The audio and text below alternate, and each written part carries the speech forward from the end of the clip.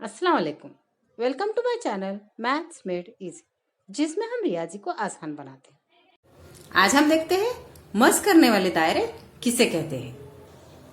शक्ल में दो दायरे दिखाई दे रहे हैं जो खत एल को एक ही नुक्ता टी पर खता करते हैं। इन दायरों को मस करने वाले दायरे कहते हैं।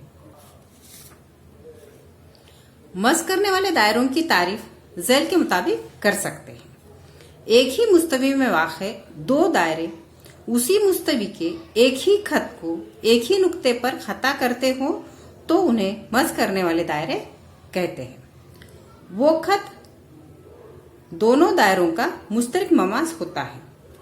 दोनों दायरे और खत में वाक़े मुश्तरक नुक्ते को मुश्तरक तमासी नुक्ता कहते हैं। इस शक्ल में मरकज आर और मरकज एस वाले दो दायरे हैं जो एक ही मुस्तवी में वाक़े हैं और वो इसी मुस्तवी में वाक़े खत एल को एक ही नुक्ता टी पर खता कर रहे हैं, इसलिए ये दोनों दायरे मस करने वाले दायरे हैं। खत एल इनका मुश्तरक ममास है और नुक्ता टी मुश्तरक तमासी नुक्ता है।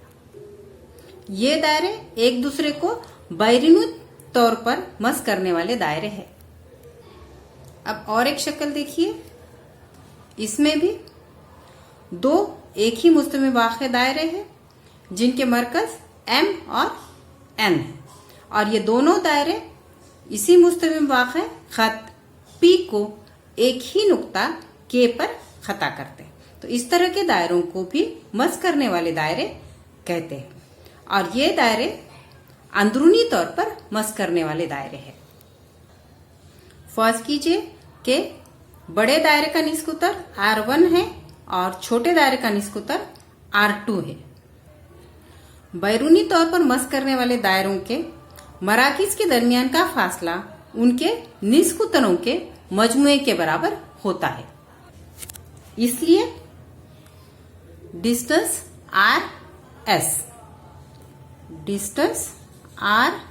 एस यानी मराकिज के दरमियान का फासला मसावी R1 जमा R2। और अगर दायरे अंदरूनी तौर पर मस करने वाले हो, जैसे कि इस शक्ल में दिखाया गया है, निस्कुतर के एम बड़े दायरे का निस्कुतर है जो होगा R1 और के एन छोटे दायरे का निस्कुतर है जो है R2। अंदरूनी तौर पर मस करने वाले दायरों के मराकिज के दरमियान का फासला उनके निस्कुतरों के फर्क के बराबर होता है, इसलिए डिस्टेंस एम एन यानी मराकिज के दरमियान का फासला डिस्टेंस एम एन मसावी R1 मनफी R2। अगले वीडियो में हम देखेंगे मस करने वाले दायरों का मसला।